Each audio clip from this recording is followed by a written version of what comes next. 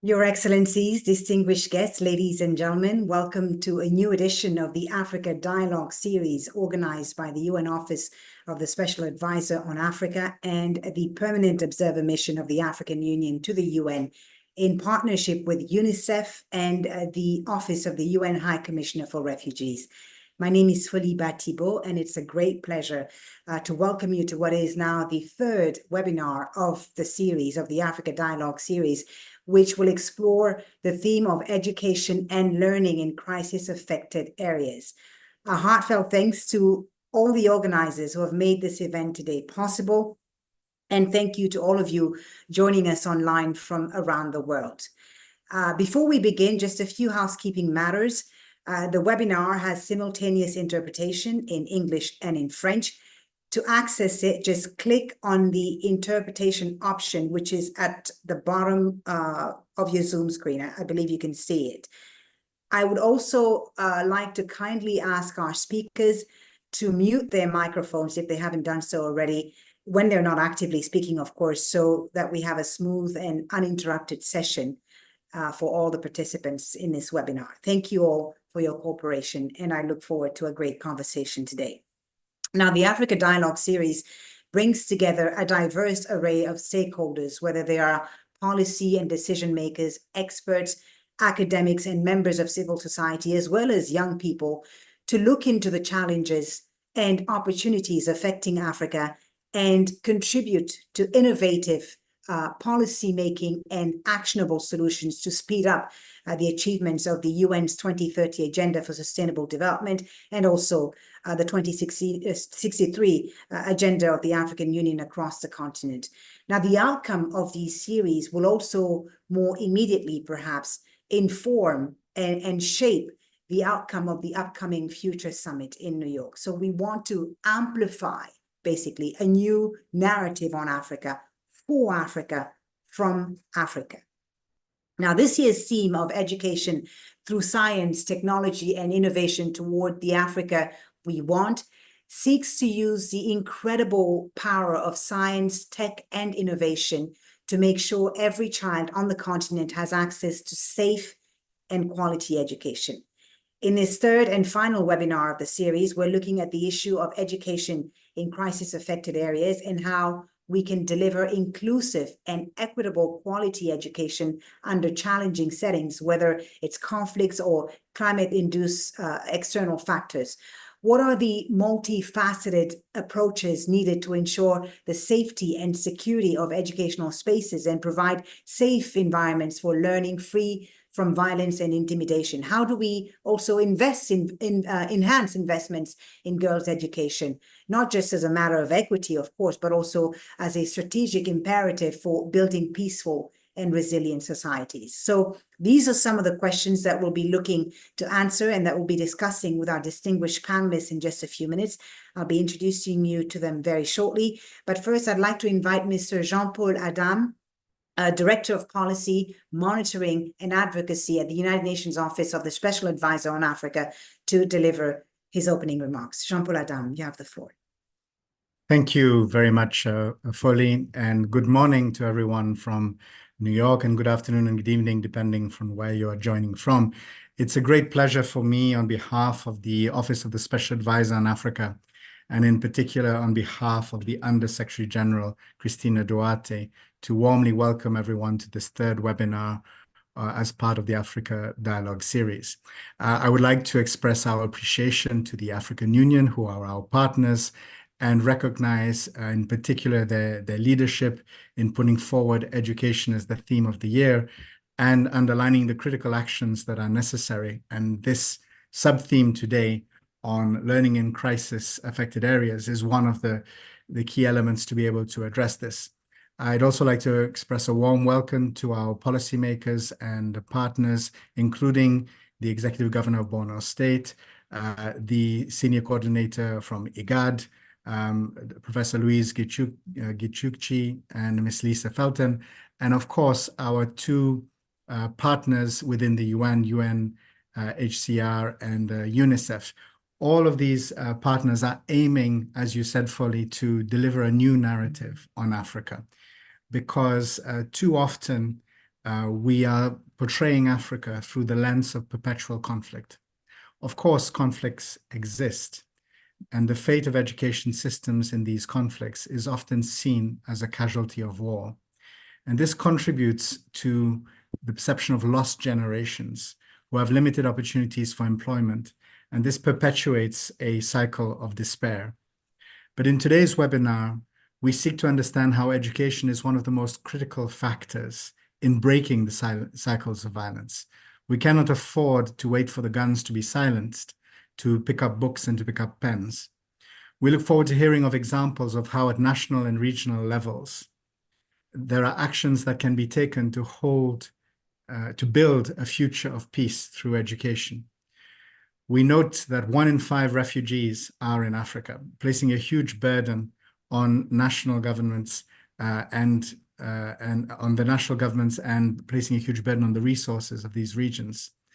But there are many positive examples of how in Africa educational programs are being rolled out to support these highly vulnerable communities and help build resilience. 46 million African children are out of school due to various crises. Educating them is one of the best ways to prevent the next crisis and plant the seeds of peace. In addition, the climate crisis is creating further displacement in Africa in highly vulnerable regions. In the highly innovative and informative tool, which is provided by UNICEF, we see the correlation between regions of high conflict, high population displacement, and regions most vulnerable to climate-related risks. Thus, addressing climate change as a driver of conflict and vulnerability must be a key part of our response. Looking ahead, we have provided a policy paper for this sub-theme, and it has addressed some key policy actions. And again, I thank UNICEF and UNHCR for their leadership in putting forward many of these ideas.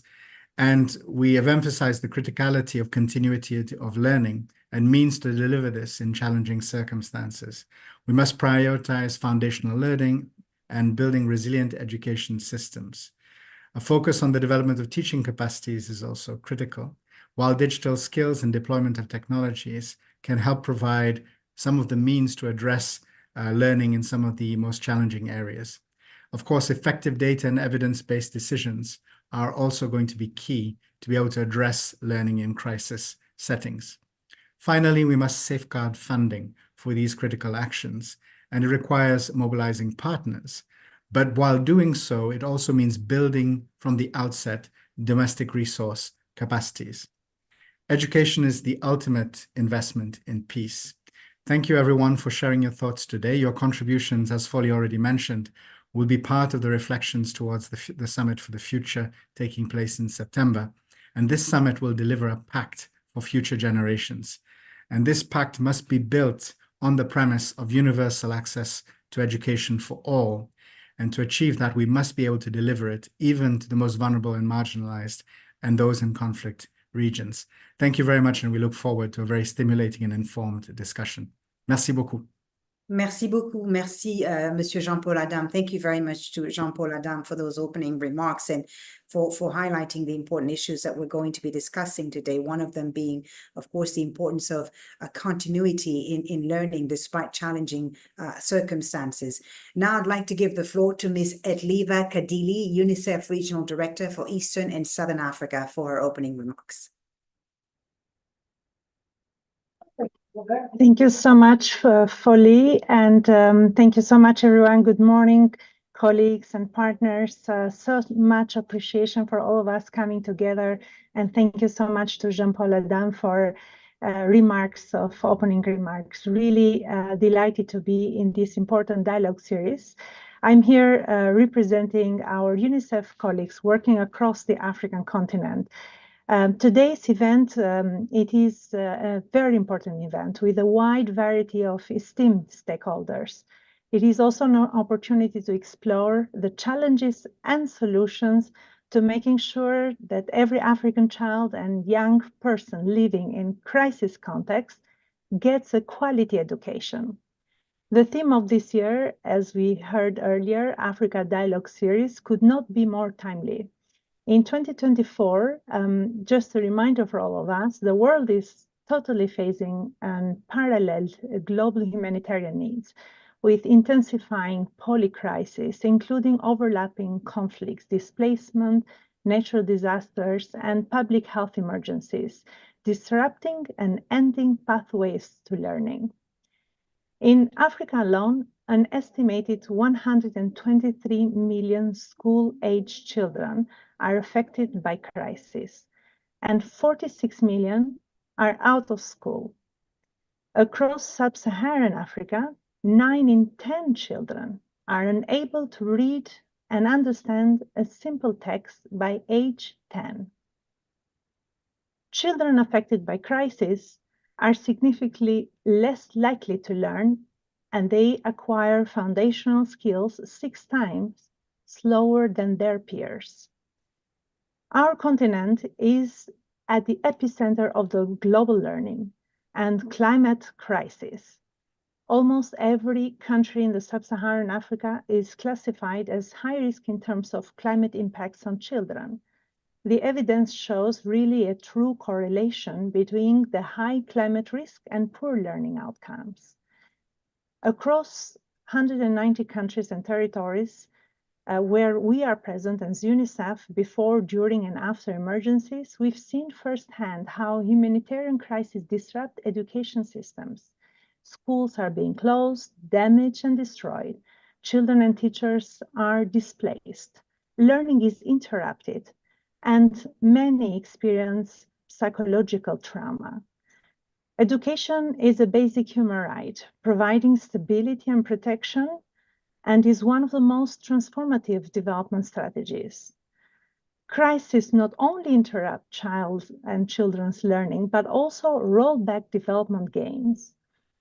Hence, education is non-negotiable and must play a fundamental role from the first day of the crisis. Our policy brief sets out 7 key recommendations.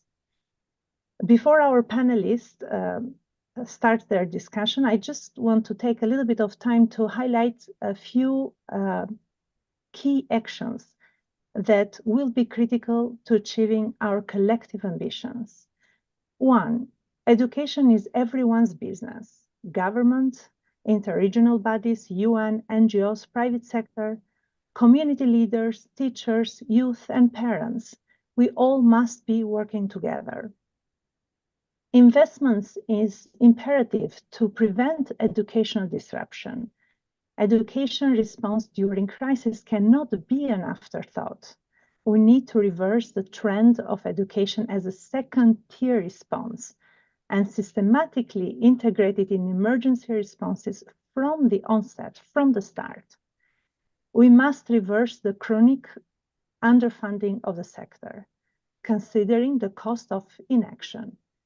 On average, only 3% of humanitarian funds are allocated to education in emergencies. Increased funding must translate to better preparedness and response that keep children learning. We also need to make more investments that are needed to build inclusive rather than parallel education system, which must cater for internally displaced, refugee, and host community children alike. So together, let us do more to advance the goals of the Global Compact on Refugees. Another important is resilience building in response to the growing frequency and scale of polycrisis, which is truly crucial and imperative. We also need to make sure that emergency interventions lead to learning outcomes with transformative approaches that reverse learning loss and strengthen foundation literacy and numeracy skills. So let us also look ahead to the future. We need to join forces to build climate smart and resilient education system, including equipping children with the knowledge, behavior, and skills for a climate change world. And finally, we must be bold. We have the solutions, and we need to think beyond business as usual. Governments and partners must respond to the calls within the commitment to action on education in crisis situation that was launched at the United Nations Secretary General's Transforming Education Summit. We need to work together to transform education system so they can enable all crisis-affected children and youth to continuously, equitably, and safely access quality learning. Education is an investment not only in the future of individual children, but also in Africans' human capital, future economic productivity, poverty reduction, and social cohesion. Thank you so much, Folly. Over to you. Thank you very much, Ms. Setliva Kadili, for your remarks. Setliva Kadili, UNICEF Regional Director for Eastern and Southern Africa. And thank you for really sharing some of those key actions that, as you say, are critical in ensuring a safe and quality education for all. One of them being, of course, increased funding, which we'll delve deeper into with our panelists in just a few minutes. Thank you once again.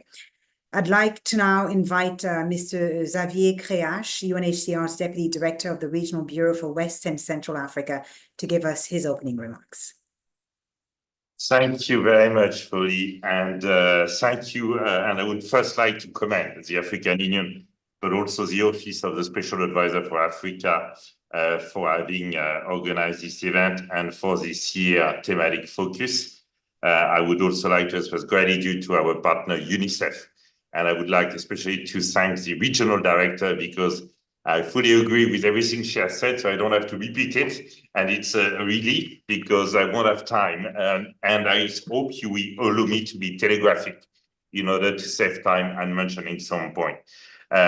We know how much education in Africa is affected by multiple interrelated crises, armed conflict, displacement, poverty, the climate crisis, etc. And all these root causes affected education are interlinked. It's 100 million children who are today out of school without access to a safe, inclusive, quality education. And of course, the UNICEF director spoke very well about that. I would like to even say that for displaced children, for refugee children, for IDP children, this is even exacerbated. I think it's important to realize what it means, education for refugee children or for displaced children.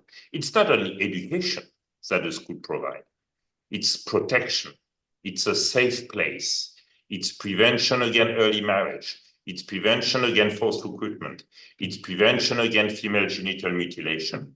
It's even 1 meal a day that the school provides. So when a kid loses access to education, he loses access to all these other protection considerations.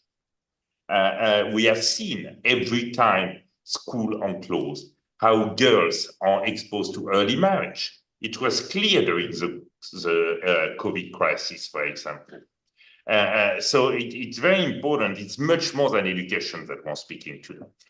In the Sahel, a region that I know quite well, it's 13,000 schools were being closed because of attacks by non-state groups, because of security forces occupying close, because of lack of professors, because lack of security for the teachers. So all these causes are affecting not only what we call the countries in crisis, but I think we should not forget also the neighboring countries. Because the neighboring countries are never considered as countries in crisis, but of course they are the one receiving the refugees. They are the one in border areas, and they are the one who have to go to there. So quite important. For West Africa, we regret to see that access to education for the refugees is decreasing. Today, in West and Central Africa, less than half of the refugees go to school. Less than half of the refugees, despite everybody's effort, despite government policies, despite United Nations system focus, despite NGOs, civil society. So this is quite alarming. And of course, if we failed to invest in education, it's not only the kids who are paying the price. It's also their country of origin, because talking about refugees, the day they will return home, they won't be able to contribute as much as they could. It's the host country which is paying the price. It's the host community. So it's everybody's interest to invest in the children. Now, one point that was mentioned by our colleague from UNICEF, but I would like to stress is the importance of the inclusion of refugees and displaced children in national education system. We have, in many cases, governments in Africa who have very generous policies towards refugee kids or displaced kids. However, this generosity sometimes fails to materialize in practice. How, for example, do we include refugee children, refugee displaced in the planning? Because if they're not in the planning, the school won't be adapted.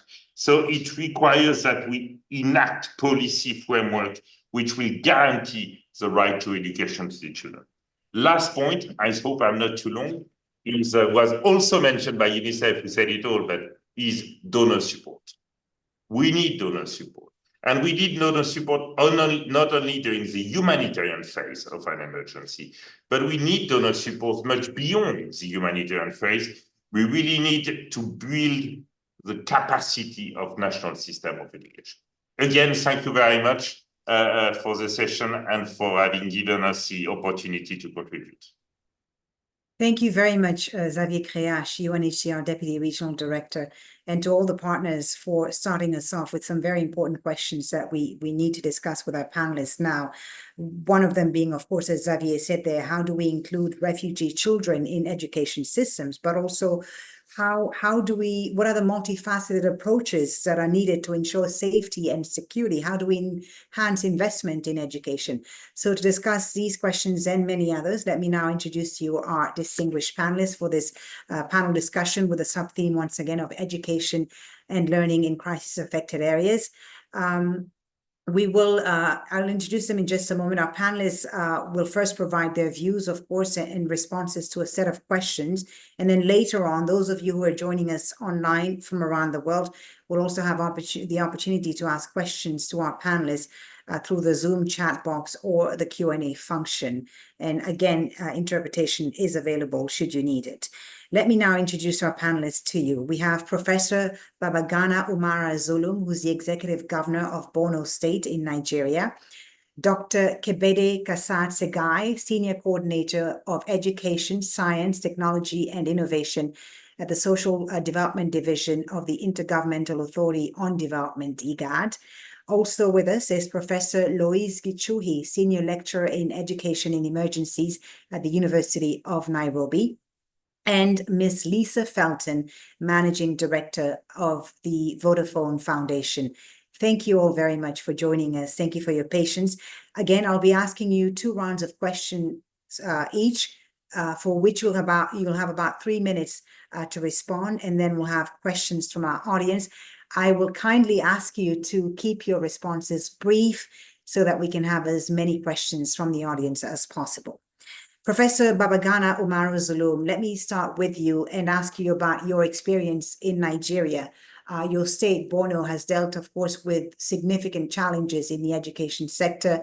The insecurity caused by armed groups like Boko Haram has resulted in a lack of access to safe, quality education. What, in your view, are the strategies that are essential for building resilience in education systems to withstand future crises? What do you think can be done differently?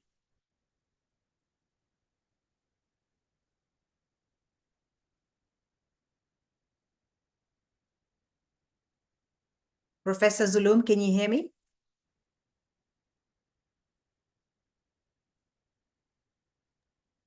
Can you hear me? Yes, we can hear you. Were you able to hear my question? Yes, yes.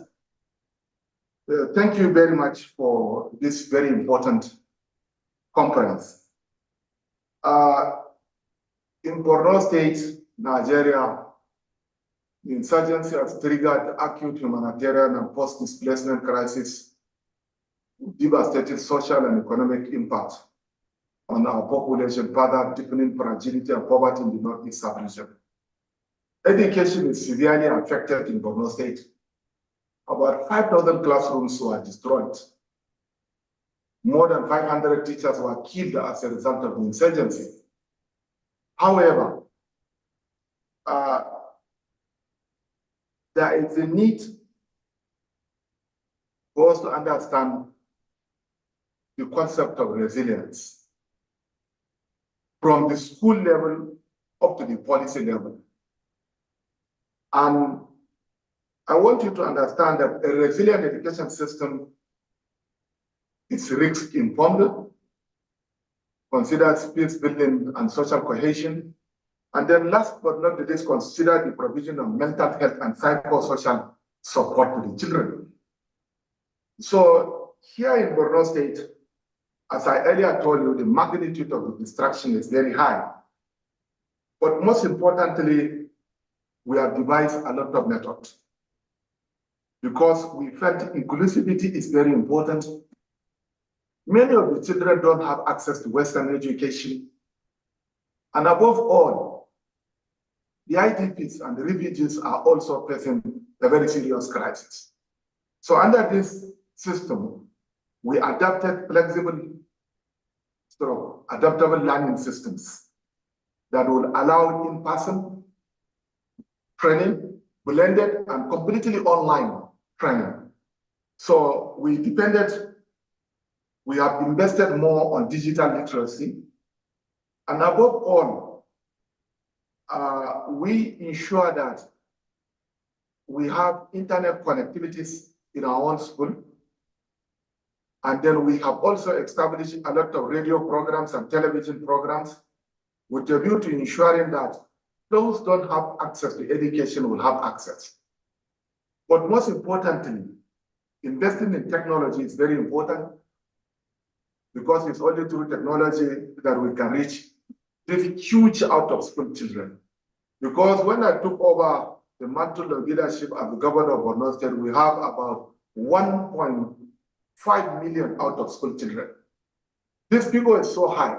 So what we did is to ensure that we invested in digital literacy, intensive literacy and intensive numeracy, ensure that schools have access to internet so that children that cannot afford to come to school where the school is not safe, they can have the opportunity to take their lessons online.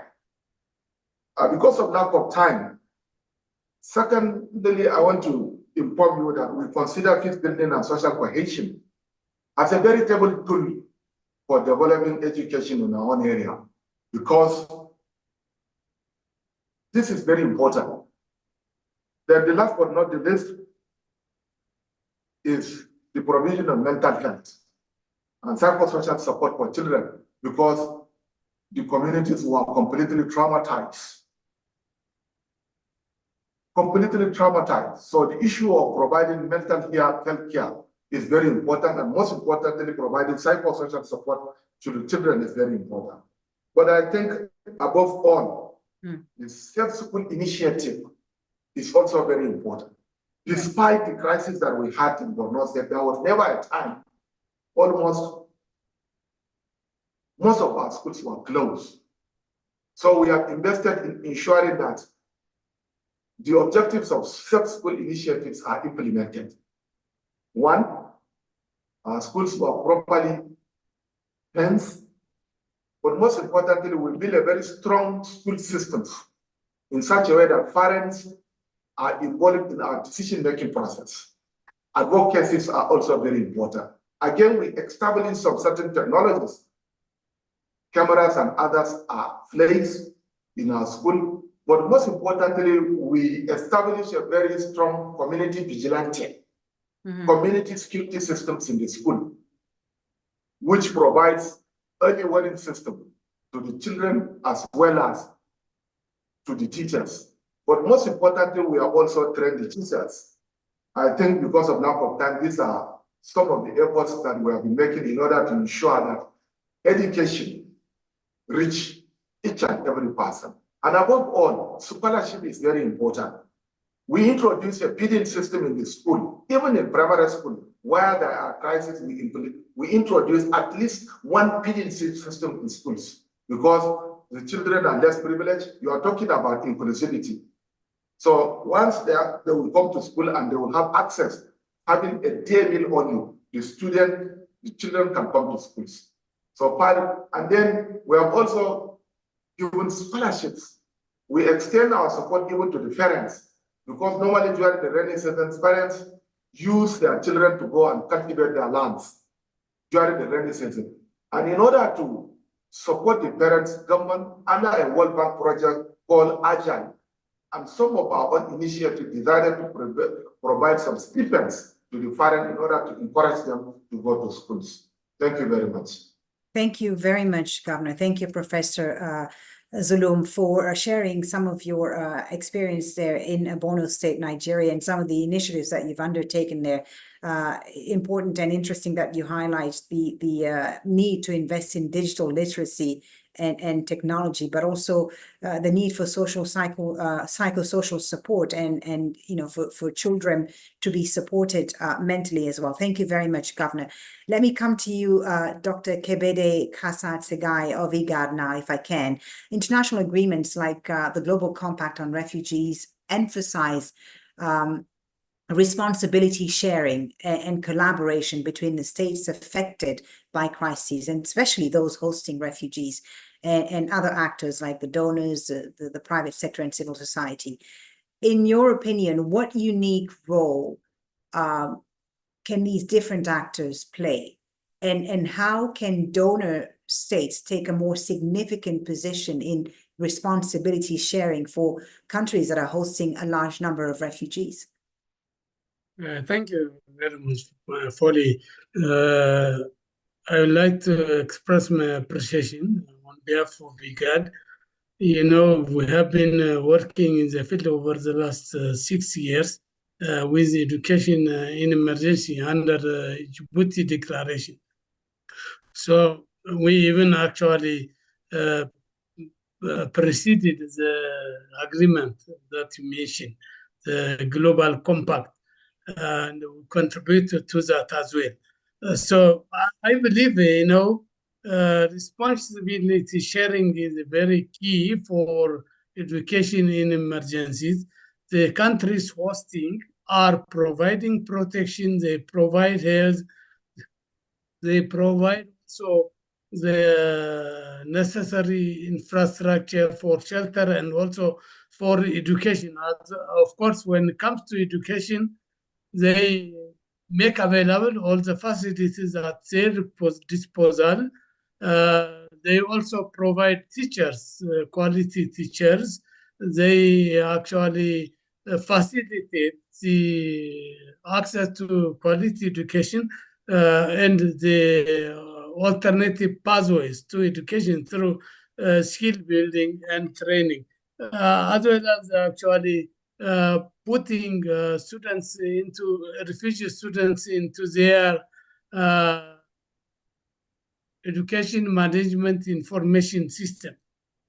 We call it EMIS, or some countries call it NEMIS. That is very crucial, actually. And in fact, we can see countries are inclusive when they account for the students that are coming to their borders into their national education system. So instead of developing a parallel system that countries keep for their nationals and also for refugees or displaced people, putting the students together and actually focusing on inclusive, integrated education system is very critical. And I believe the teachers' capacity, school infrastructure capacity, and also, as my previous colleague mentioned from Nigeria, the skills in psychosocial support and also pedagogical capacity development are very critical, because teachers are the main important elements of the teaching learning process, so that actually they can help the refugees or displaced people, conflict affected people adapt to their environment. In fact, contribute also to peace building, post-conflict reconstruction and reconciliation processes. With regard to the private sector, I think the private sector can be an employer.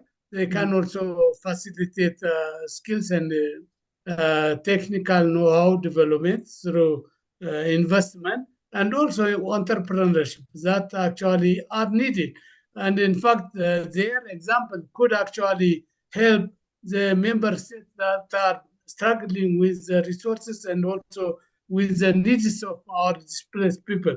When it comes to the donor countries or states, I think they are very critical. And what we at IGAD at least witness is that there are partners who are very much committed, who support you from day one of your policy implementation. And we are very glad to work with a number of regional and international donors that have resources, that have know-how, that have actually that advocacy capacity like this one to scale up our advocacy or reach out to the communities highly affected and impacted by conflict, climate change, and other factors that drive students from school and force them into migration, into early marriage, into human trafficking, and a number of other factors. So the donor communities have very important roles, and we encourage them to really deliver the commitments as in the Global Compact and also the GRF, the two GRFs, as we have seen them through UNHCR, 2019 and 2023 were very important landmarks. We need actually, there are places, there are commitments, but these commitments should translate into more and increased funding and also technology-based education for out of school, out of rich children that are impacted by conflict. I think I will come back to this and tell you what we have been doing over the last 6 years. Back to you now. Thank you, Dr. Sagai. Thank you very much for that. And as you say, different actors, of course, have a unique role to play in all this, whether they're donors or the private sector. And Dr. Sagai talked about the private sector there. Well, let's hear the private sector's perspective. Lisa, you've developed a unique program with UNHCR, the Instant Network Schools program. Tell us more about this initiative and how technology can be leveraged to overcome barriers to education in the context, of course, of crisis-affected regions. Thank you, and thank you for the invitation to speak today about this. So we believe at Vodafone that education can be really life-saving during times of conflict and crisis, and very much, as other speakers have said, it gives children a place to feel safe. It provides them with a sense of stability. It protects them from all kinds of risks, from trafficking to child labour to early forced marriage. From our perspective as Vodafone and the Vodafone Foundation, we really believe in using technology, connectivity to connect for a better future, to provide hope for people who have difficult circumstances, and to support the most pressing issues in the world. We seek innovative partnerships like the one we have with UNHCR, combining our global footprint where we can provide this connectivity with our finance as the Vodafone Foundation, with our technology into schools, and through our employees who actually volunteer and support our programs. So our Instant Network Schools program is a over 10 years collaboration with UNHCR to support the delivery of quality education to refugees and the communities who host them using digital tools. It's effectively a school in a box. We provide connectivity, devices, content, training together with UNHCR. So it is a completely holistic solution. And to date, leveraging both of our different strengths, UNHCR's strengths in terms of reaching the schools, training the teachers, providing that infrastructure, together with our technology, we've reached over 327,000 students and 6,000 teachers across 6 African countries. And we would like to expand further to reach our pledge of 500,000 students by 2026. So building on the Global Compact on refugees, which we really support, we are driving towards refugee inclusion into education systems. So really strengthening that capacity and supporting particularly those countries who promote refugee inclusion, like Egypt, like Mozambique, where we are expanding the program. In Egypt, we're expanding from 48 to 70 schools. And in Mozambique, we're expanding to 19 schools. Very interesting. So it's had a really big impact, this instant school program. Just a quick follow-up, Lisa, before I bring in Professor Lois Gichuhi. Are there any specific considerations you think we need to be mindful of when promoting the use of technology, particularly in crisis-prone areas? Absolutely. I think technology is not a solution for everything. It's a tool. It's not an end in itself. I think we have to remember education in emergencies is a very underfunded area, as has already been highlighted. At Vodafone, we feel really strongly about repositioning education as a priority in an emergency context, and that technology can really support the delivery of quality education. It has the potential to support children's psychosocial well-being, their motivation and their confidence, especially where they're in remote and isolated areas, where it can really provide a sense of connectedness with their peers and with the external world. We support teachers and educators with their continuous development, so you can do active learning with technology. You can also provide access to up-to-date and relevant curriculum-aligned resources, which can be refreshed really easily and really cheaply. We can equip students with digital skills, which they really need in such a digital world as we are in today. And we can also support the wider communities, which contributes to peacekeeping by promoting community-based activities, ICT boot camps, journalism clubs, allowing the wider community to really get involved. But I think for us, when we're using technology, you have to ensure that the solution is holistic. We can't have devices without connectivity, without content. You need to put the whole piece together. Beneficiaries very much need to be involved in the solution design, as do teachers. And we have to make sure we involve the refugees, but also the host communities, so they benefit from the entire intervention. Right. Great. Thank you so much. So a holistic solution, a holistic approach to using technology in this context. Thank you very much, Lisa. Professor Lois Gichuhi, let me bring you into the conversation now. And I want to focus on the issue of girls' education with you, something that's very close to my heart. As we know, in crisis, it's often girls' education that's disproportionately impacted compared to boys. What are the specific challenges that girls are facing today on the African continent, particularly at the secondary school level, because that's very often when they're left out? And what are some of the targeted strategies that can be adopted to address these challenges that girls specifically are facing? Thank you very much for bringing that question. It's a very difficult question, and this is something that we as educators and practitioners have been grappling with. How do we bring the girl back into the class, or how do we retain the girl in the classroom so that we can have access, we can retain them, and we can transit them to different pathways. As you have rightly put it, girls are not well represented in the classes, and especially at high schools or secondary schools. Some of the specific challenges that we have seen, or we have been brought out and have been documented over time, is that still there are some issues of socio-cultural practices like child marriage, teenage pregnancies.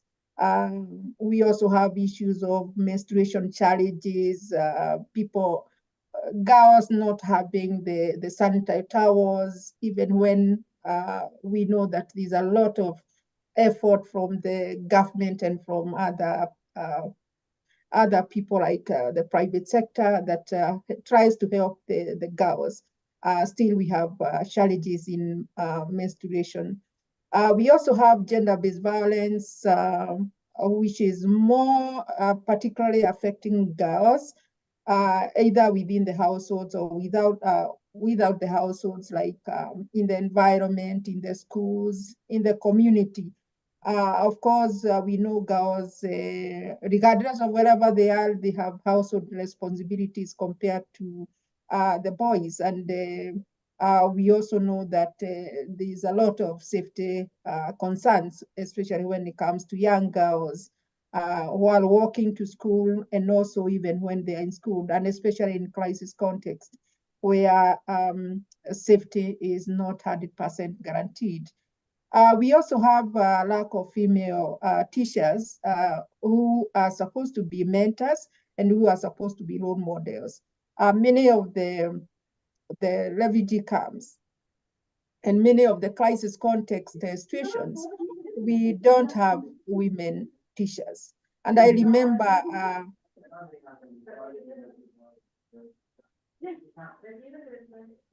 hello? Yes. Oh, I thought there was some noise. I remember at one point where I had traveled to part of Uganda, and we visited some of the schools in the returnees region, and we were surprised just to see one teacher who was one female teacher. And when we asked what would be the reason why we had only one female teacher, and who of course was not dressed like a teacher from our own perspectives, we were told that for the school to attract any female teacher, then they were not looking at who is coming, but they really needed just ready to come to school because of the issues that affecting girls, discussions about menstruation, discussions about how the girl should behave in a school or in an environment. So, and another example is when, for example, University of Nairobi, where I teach, we wanted to recruit some of the women to come and do a diploma course. We didn't get any lady who was qualified to come and join the program, even though the program was totally sponsored. So the issue of female education is female education, which affects also the girls' education, needs to be really looked at in every perspective, because we don't. So what do you see as the specific strategies that we can use to address these challenges related to girls' education? One of the things that just to point out the last point that I made is to have teacher training. Teacher training that are able to make sure that the girls are maintained. The girls are supposed to be taken care of, they are protected, they are sensitized on the issues of girls, and more so teacher training, recruitment of female teachers.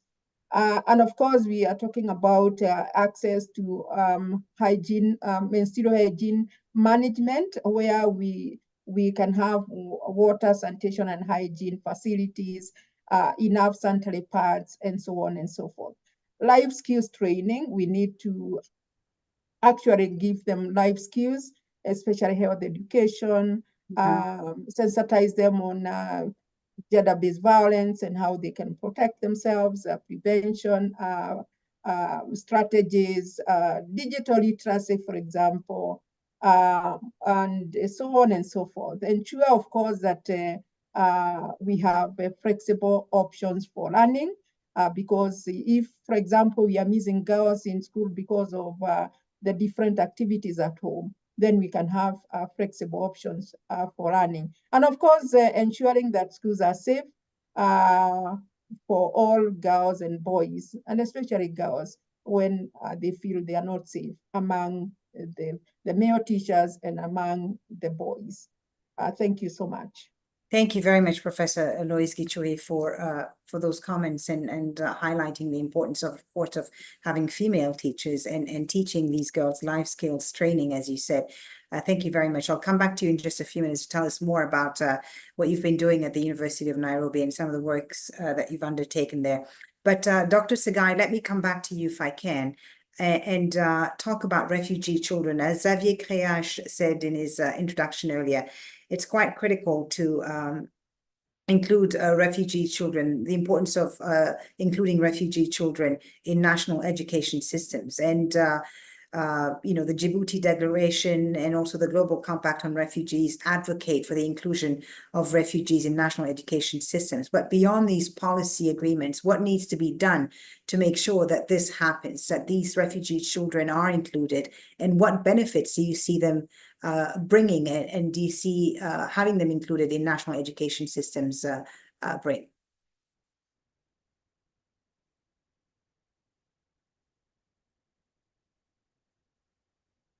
Your microphone is not on. Can you turn your mic on, Dr. Sagai, please? Oh, yes. There you Sorry, go. I say this meeting is taking place at the very right time because next week, starting Monday, I will leave on Saturday, we will have a ministerial meeting on the same issue, on the Djibouti Declaration implementation. And this brief report captures actually most of our discussion. Coming to your questions as to how inclusive education can actually help both the conflict affected or displaced people and member states. I think if we have education systems that caters for the host communities and the displaced communities, and in fact, the displaced communities can also be internally displaced. The system of integration will help countries to maximize benefits, minimize costs, and also address the needs of a large number of the population. So inclusive education is very vital. If I tell you what we have been doing over the last 6 years, since the adoption of the Djibouti Declaration with the UNHCR, UNICEF, UNESCO, and many other partner agencies, we were tasked to develop the IGAD Regional Qualification Framework. We developed that, and that this next week meeting will adopt and will start actual implementation. That is number one. Activity-wise, when it comes to alternative pathways to education, especially for refugee people that have discontinued their education before finishing grade 12 or whatever, then we have the vocational training, TVET. We have a strategy we have been implementing. Our teachers are very critical in this endeavor. We train teachers in 3 selected countries in 4 modules, pedagogical, psychosocial, life skill, and ICT.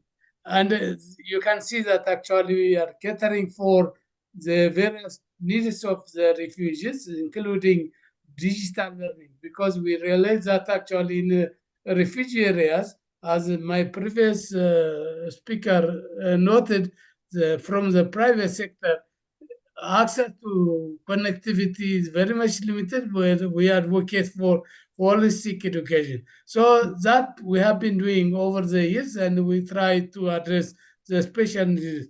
But when it comes to, I think the barriers to achieving this, I can identify 3 levels of barriers. One, and we have actually a monitoring and evaluation process going on. We'll learn more about what affects education, but policy is a constraint. That is one of the barriers. We can have a regional policy like the Djibouti Declaration, but it may not be available at national level. So we need to address national policy gaps, including costed plans of action. That is very important. Number 2, resources are very limiting. I think members said spoke on a number of occasions that yes, they want to address education needs of refugees, host communities, and IDPs, but their resources are very limited. Already, they struggle with their own national, but they are willing to adopt and to actually implement decisions, but resources are not adequate. Infrastructures are demolished. That is barrier number two. Barrier number three is actually the commitment of international communities is not adequately translated into action. That is a very important barrier, and in fact, also you can add another barrier at local level. People may not understand your commitment at regional and international level. I'll come back to that later. Okay, great. Thank you so much. Professor Lois, if I could get your thoughts on this question of inclusion of refugee children, because Kenya, of course, hosts a great deal of refugees from neighboring countries, and secondary school completion is often rare for refugee and displaced youth, as is the case with girls, as you mentioned. How do we ensure that these crisis-affected youths who are in other countries, not their own countries, have access to higher education? I think it's very important to realize that refugees, as much as we'd want to have refugees in higher education, we know that there are some other systematic issues that may be affecting them joining universities, because if they don't do very well in secondary schools, then joining universities, of course, will be an issue. And we know that many of the refugees, because of the multidimensional challenges that they have, many of them don't perform very well. Many of them drop out before they reach or they reach the end of the schooling cycle. And unfortunately, universities have their rules and regulations guiding the enrollment of refugee because they have to meet a certain criteria. But maybe one of the things that we could talk about is if, for example, the refugees have attained the qualifications to join universities, then we know that they need scholarships, because universities, of course, they are very expensive. So they need scholarships. And I think we have examples of those funding mechanisms that we have that are helping the refugee to join universities, like, for example, the UNHCR, DAFI, the MasterCard Foundation also has come up with a way of funding the refugees in higher education. And of course, we also need that to recognize that there are other things that the university can do, because sometimes even when we are looking at rules and regulations guiding enrollment, I think the universities should have some affirmative action in terms of the enrollment criteria, affirmative action in terms of the cost. And I think many universities in Africa, and my experience with the University of Nairobi, is that the refugees now are considered as nationals, so that when it comes to the school fees or the college fees, then they are considered as nationals and not as foreigners. And that, of course, helps them to pay an equivalent amount like any other child in the university. So I think it's very important that as we talk about refugees and joining universities, we should look at where are they coming from and how do we help them from where they are coming from, because they cannot join university if they didn't complete secondary schools, and if they never completed with the right qualifications. So I think universities would be waiting for other strategies that needs to be done at the lower level, at the secondary level. And of course, at the secondary level, they also need to come from the primary level. So it is like a multi-sectoral approach where we make sure that they are doing very well in primary so that they can transit to secondary schools, and then secondary schools, they can transit to universities. But of course, there are quite a number of challenges that we really need to think about. Mm-hmm. For example, the competition in secondary schools is very, very high. For example, in Kakuma, we have 21 primary schools against seven secondary schools. So the competition is very high. So even if we would really want these children to go to join universities, then it becomes very difficult because the competition from 21 primary schools to 7 secondary schools, then you can see the wastage is quite high. Yeah. And of course, some of the infrastructural development in some of these cases or contexts are very, very medium or very low. Thank you. So, yeah, so there has to be a multi-sectoral approach. Thank you very much, Professor Lois, for that. Professor Babagana Omaro Zulum, can I bring you back into the conversation? I see your camera and microphone are off, but if you could come join us once again, great. Thank you so much. I wanted to talk to you a bit more about what your government has done in Nigeria to protect education from attack. Nigeria, of course, has had to deal with this for a number of years now. What do you see as some of the best practices and lessons that Nigeria could share with other countries to protect education from attack?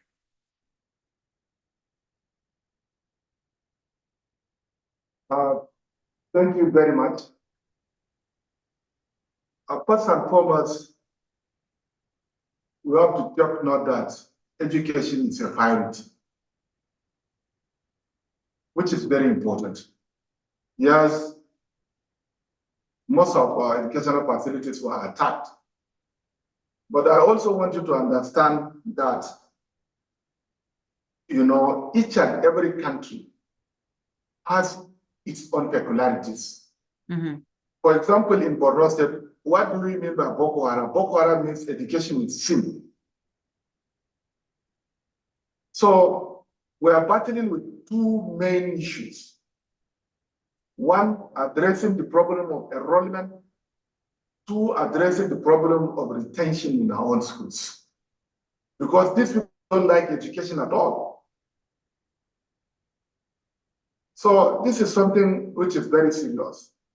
But most importantly, in order to address this education is being attacked, the first thing that we need to understand to do as a country is to ensure that we prioritize education and we do a lot of advocacies.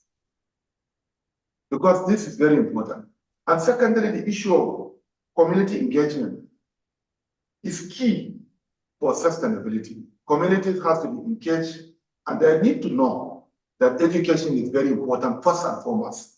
So there's the need for us to reduce the trust deficit between the population and the government, because Boko Haram are preaching that education is sin.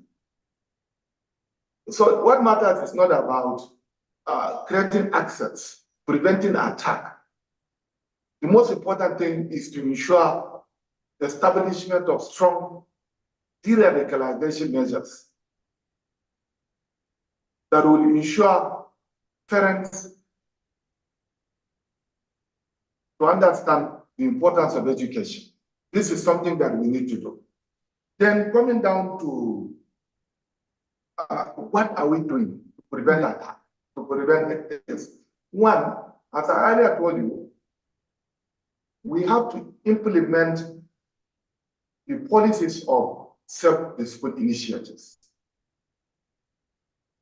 which is very important. That means in-person training in schools. In schools, we have to protect the schools by providing wall fencing, by providing trenches and others. That is an option that will ensure children will go physically to be trained in their own schools. But most importantly, what we're looking for is to create access, inclusivity. If children will not be allowed to school, go to schools and then learn in schools, what can we do? So the best option that we are currently doing is to see how we shall invest in digital literacy, as I earlier told you. Right. That means the out-of-school children can be trained in their respective homes.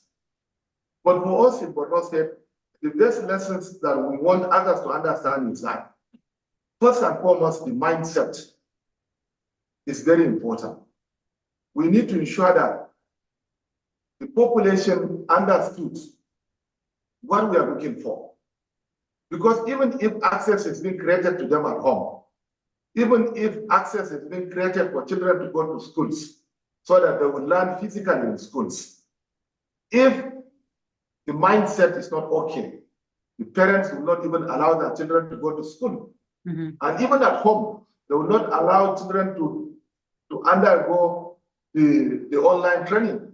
So the most important thing that we did, first and foremost, is advocacy, de-radicalization, community-driven approach, establishment of strong school management systems in such a way that all the stakeholders, the teachers, the government, the military officials and others will come together and design a robust school management system that will ensure inclusivity.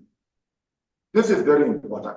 Then apart from this one, then early warning system is also very important. All the schools have to be safe. We have to ensure that we have community security is established in these schools. The militaries and others are also in the school, especially what we call civil defense are in the schools. But above all, modern technology that will detect. Yeah. Yes, it's also very important. So I think these are some of the issues that we are going through. Then the quality of education is also very important. Mm-hmm. So I think by establishing a very strong school-based management system, we can address most of the challenges. Because here in Nigeria, our problem is not only lack of access to Western education, but the mindset. So this is something that I want to discuss with you. Yeah. So advocacy and a community-driven approach to protect education from attack. And those are some great examples you gave us, Governor. Thank you very much. We're getting quite a few questions from our audience who are joining us from around the world. Keep them coming. We'll get to them in just a few minutes. Dr. Tsegai, Lisa, I'll bring you in just a moment to talk about increasing digital literacy, because we have an interesting question from one of our audience members. But I just wanted to ask Dr. Tsegai about the climate crisis. We've talked about attacks and conflicts and so on. But today we're seeing also a rising level of displacement because of the climate crisis, the impact of the climate crisis. What are some of your recommendations to ensure that children and young people are able to acquire the skills that they need and contribute economically to their countries while also living responsibly with the environment, in the environment?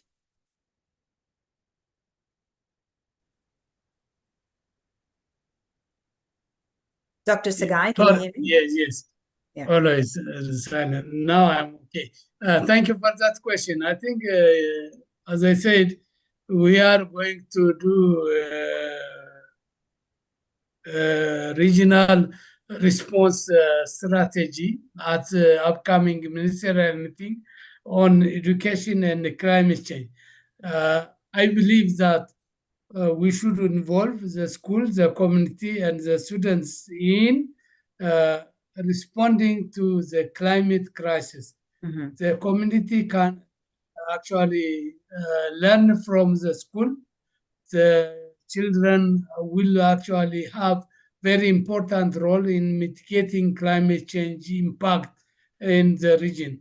As you have seen over the last many years, our region is highly affected by climate change. At one time, it is drought, and Somalia, Kenya, Djibouti, and parts of Ethiopia have been affected severely, and a number of schools have been closed, with millions of children out of school in search of food or bearing family responsibility engaging into early marriage and also child labor and migration. So this is a very huge problem. That is why we want to table it, and I believe the governments, the communities, the schools, and also the private sector as well as the donor state can contribute very effectively to address this impact on school, because the school is the most important target of climate change. When people are affected by flood or drought, they come as refugees into the school first, and then they start actually sheltering there. When there is conflict, they go to school. The schools are the most primary targets. We have to respond to this as a major social and economic as well as political problem, because the climate impact can hugely disrupt the education system, and the school at the same time can also contribute to its solution. They can participate in seedling, they can participate in planting trees, they can participate in providing shelter, they can participate in removing drainage systems, and also, in fact, functionalizing various dysfunctional systems that are affecting their school and their learning system. So we have that agenda. We will do something very concrete, and in fact, that is partly the reason we bring the ministers. We'll discuss on out of school children problem, on climate change and education, and also on education in emergency with the case of Sudan as the most important point. Back to you, Foley. Thank you very much. Thank you, Dr. Sagai, for that. Lisa, let me come to you now. So we're getting quite a few audience questions. I think we can move on to that part of our discussion today. Quite a few audience questions, people joining us from everywhere, from South Sudan, Senegal, really from across the continent. And I have a question from Isatu Sar here. The governor, Lisa, talked about the need to invest in digital literacy, of course, and invest in technology. And Isatu asks Lisa, how can distance learning, mobile learning, and other digital tools be leveraged to reach learners in remote or insecure environments? Great question. So just let me explain that the Internet Network Schools program itself is really focused on sort of the formal education settings, whether in schools or in refugee camps in schools, and largely focusing on secondary education where we felt the needs were the greatest. Obviously we know that global, as was spoken about before, global secondary enrollment is on average around 77%, but that drops to just 41% for refugees. And secondary education is really the missing piece in education in emergency. So that's where we have focused.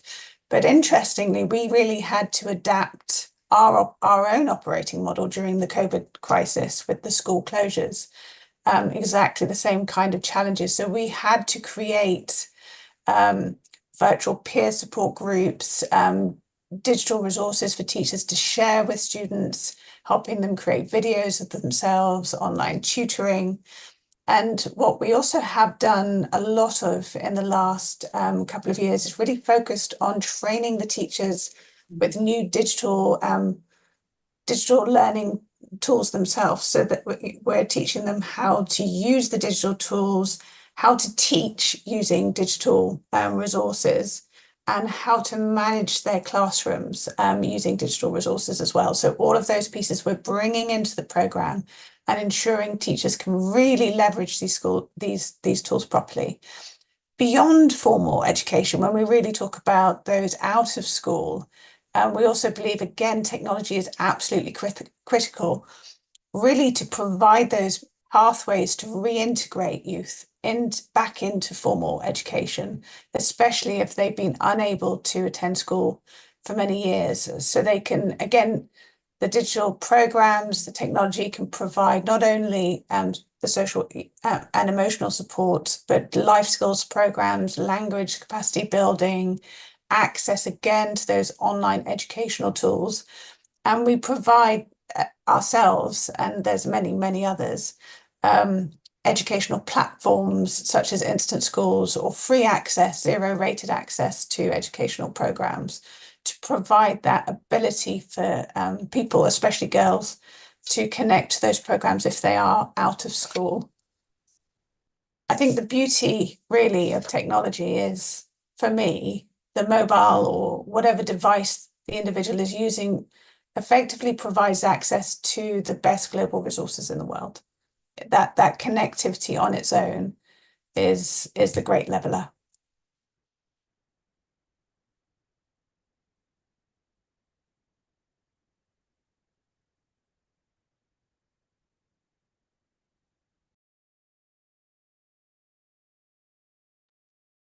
I think you might be on mute, sorry.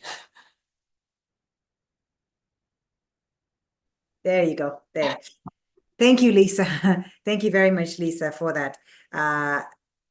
Okay, great. So we're getting more questions here. And Professor Segai, I wanted to come to you with a question from Manuela TU, who asks, in a context like South Sudan, there's still limited focus by humanitarian actors on secondary college levels of education because it's viewed as more expensive. Manuela asks, what steps can be undertaken to ensure education is holistic in all levels, which Professor Lois touched on a little bit earlier. Yes, I think Emmanuel, and thank you, Foley, for that reflection also.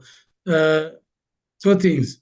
One, knowing that higher education or tertiary education is very critical both for the host community and also the refugees, especially countries like Sudan and Somalia. We have created at regional level a scholarship program. I think a colleague from the Kenya University spoke earlier, mentioned that. We have created a scholarship. We have in fact announced it, and the scholarship is focused on refugees and displacement affects the communities.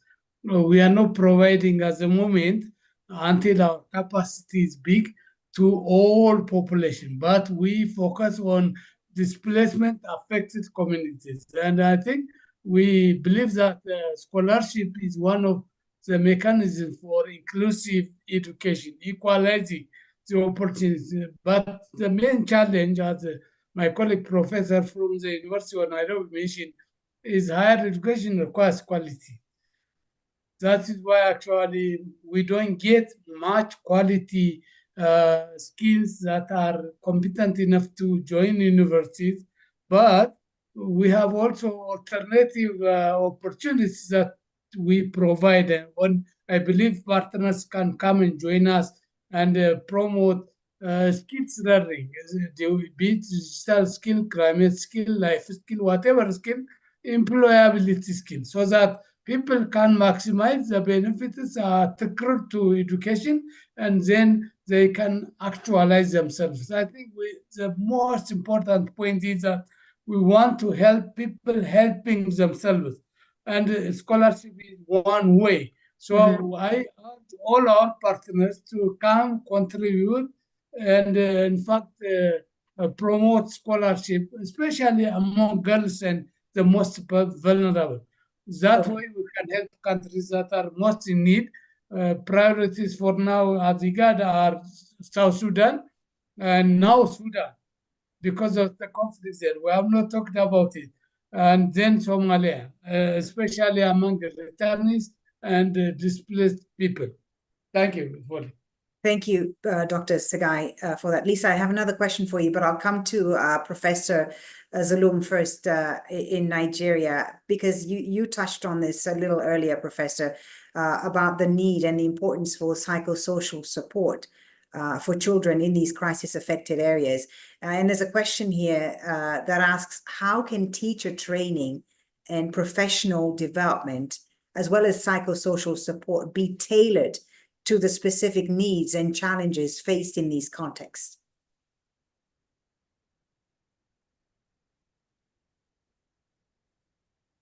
We Is can't the hear you, question- Professor. Your microphone, please.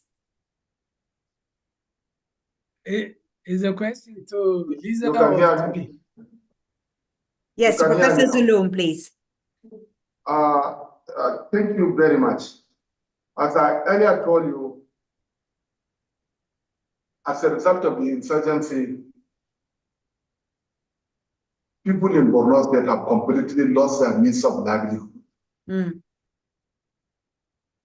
And then people were traumatized. So this is something that has to be improved upon, because even teachers were killed. Many teachers were killed. Some were injured. So without providing the psychosocial support, they may not build their resilience to teach or even to learn. So what I mean here is that teacher training is very important, because what I mean by teacher training is not only continuous professional development, but because they are traumatized, we need to build up their mental capacity again. And then, most importantly, psychosocial support, because they need to be trained on psychology, so that we need to de-radicalize them. So what I mean here is that because of the enormous degree of negative impact on them, we reach a stage whereby the teachers are also not able to teach. The children that were traumatized are not even willing to learn. And most importantly, even the parents themselves will not allow even their children to go to schools, because schools were attacked. Right. So by introducing mental health training and psychosocial support training, both to the teachers and the children, then gradually the apathy to education will be reduced.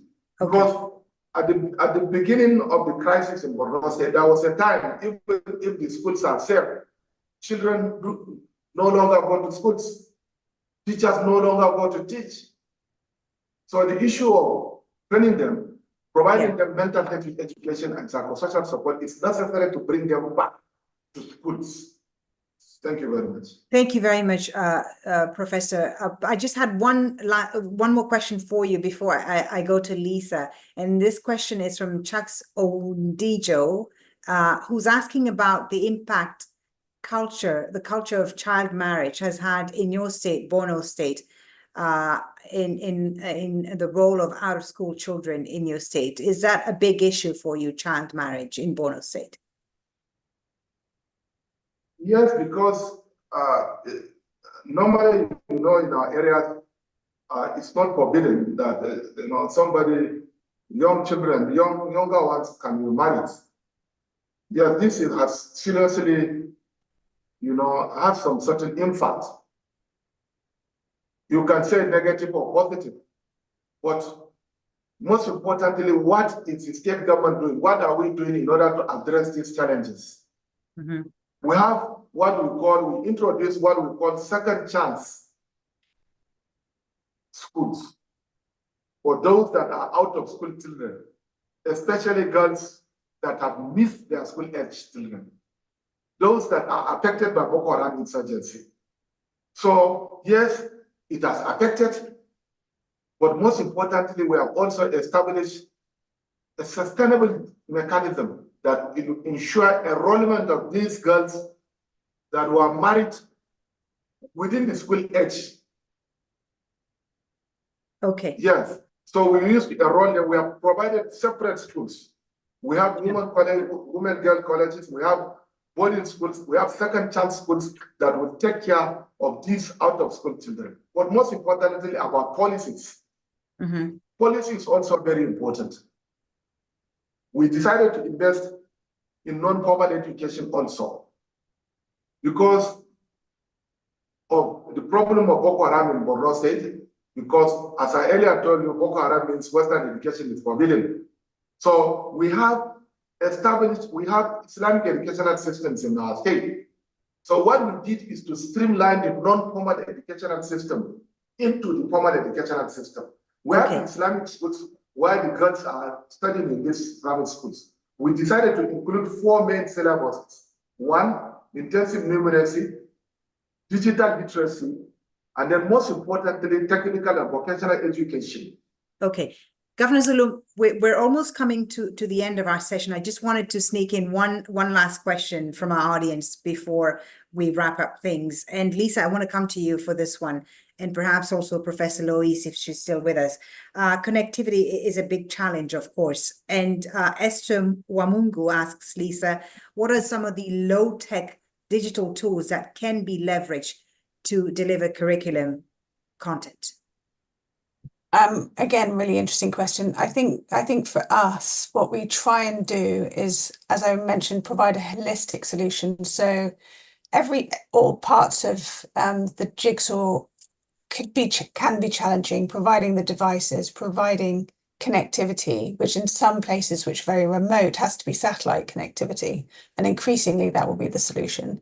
Mm-hmm. Providing content, making sure you have curriculum relevant content.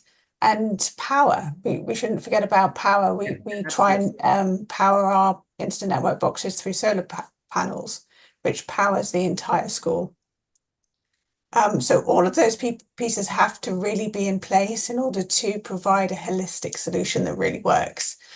And until we address all of those issues, it's very hard to provide a complete solution. So a smartphone on its own, most people don't have smartphones. Most people may not be connected enough in a wide enough area to get the best data rates. So we have to try and meet those requirements.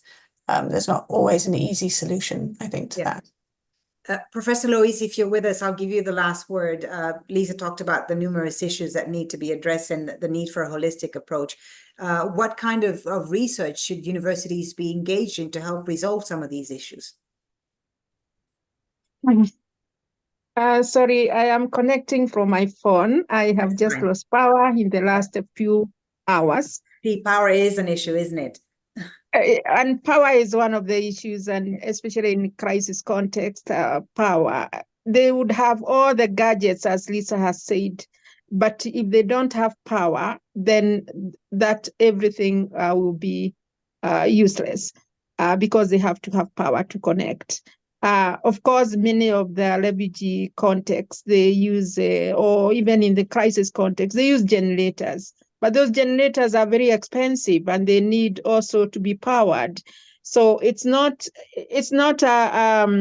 I think someone said it's not business as usual, that if we don't have power, let's have generators. If we don't have generators, let's have solar panels and so on and so forth. It's not business as usual because all these requires money. And I think if we don't have a multidimensional way of looking at the challenges that are affecting the crisis context regions, then we'll only be talking about talking theoretical and not actions.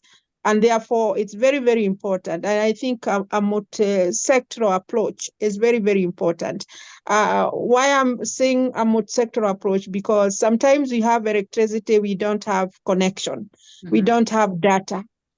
And some of the private players within some of the crisis context, the put or the infrastructure don't favor some of the actors and some of the students who would want to be connected, because maybe the wavelength is not as heavier as it's required by all the students or by all the youth and the community that would want to use those strategies.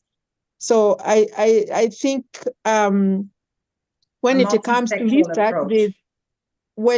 to research, there's so much that can be done, and especially one of the things that I would say is coming up with a mapping way of understanding what are the crisis contexts and what are the needs of the people in the crisis context. Just to do a mapping, because sometimes we have a lot of research that has been done, and sometimes we all say that there's a lot of, we create a lot of fatigue.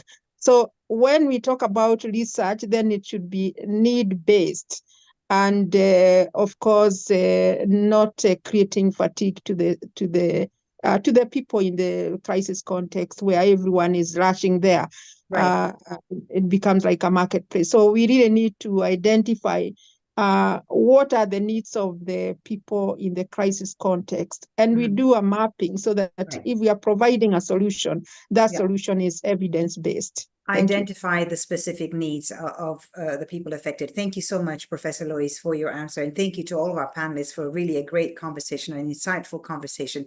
And to all of you who've been joining us on this webinar for the great questions you've submitted. There were so many of them, we couldn't get through to all of them, unfortunately, because we've run out of time. Thank you once again to all of our panelists for being with us today. It's now my honor to invite Her Excellency Ambassador Fatima Kiari Mohammed, the Permanent Observer of the African Union to the United Nations, to give us her closing remarks and call to action. Ambassador, the floor is yours. Thank you. Thank you so much, Folly. It was really, really a very interesting discussion. I followed it from the beginning. And thank you for your excellent moderation this morning as well.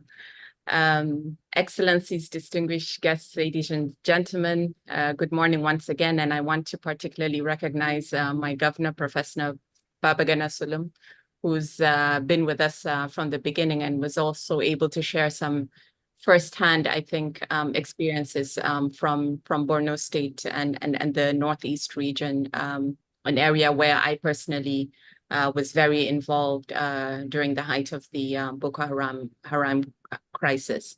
And so you can imagine this particular topic is very close to my heart. This morning's discussion is part of a series of 3 actually ADS sub-themes that we've had over the last 3 weeks over a number of subtopics, but the overall theme was on education through science, technology, and innovation toward the Africa we want.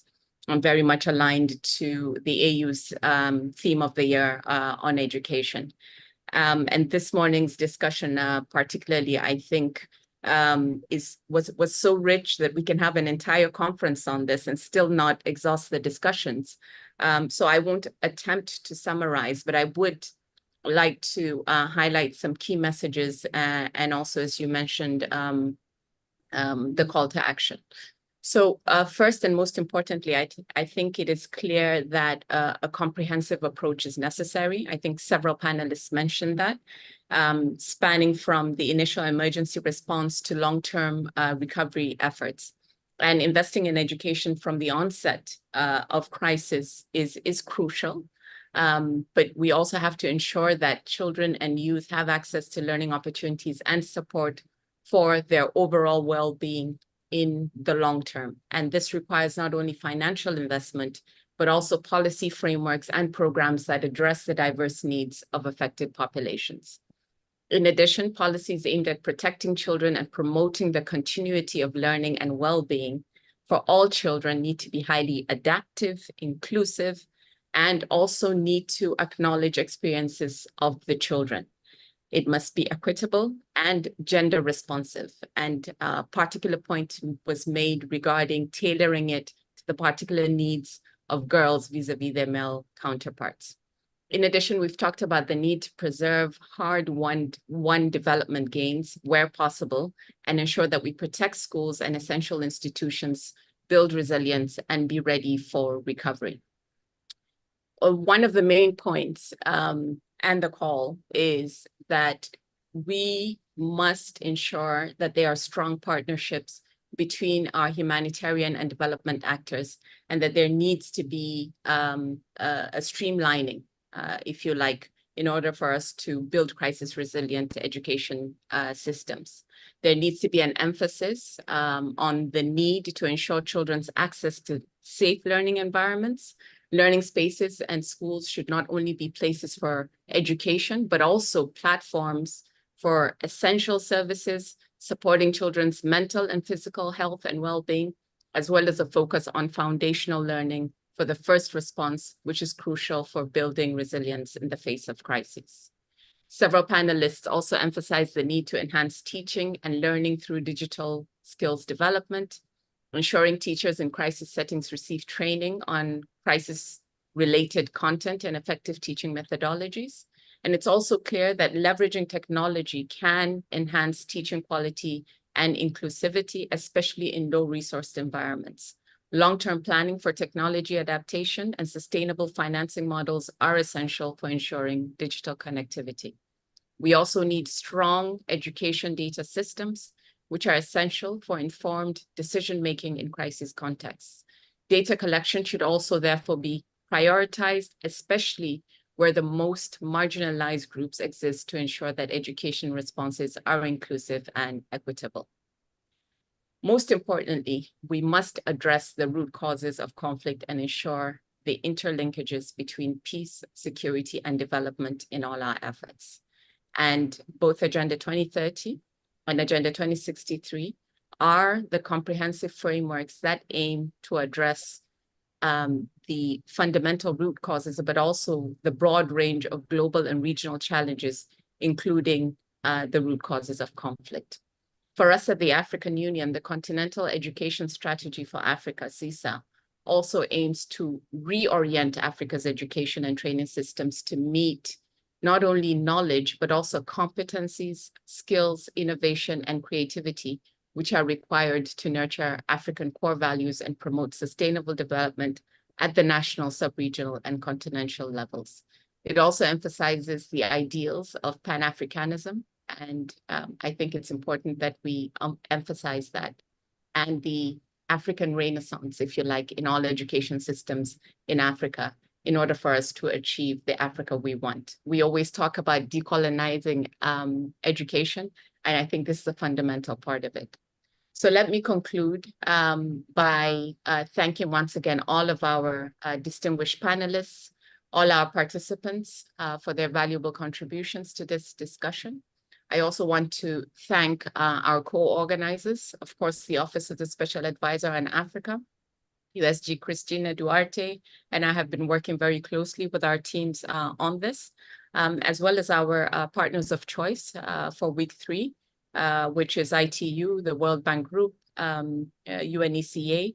And once again, thank you as well for including in jointly preparing our policy brief for sub-theme 3, which includes some excellent actionable recommendations on education and learning in Africa's conflict affected areas. And this will be made public once we conclude these sessions. So thank you once again, and have a great week ahead, at least what's left of it. Thank you, Folly, and back to you.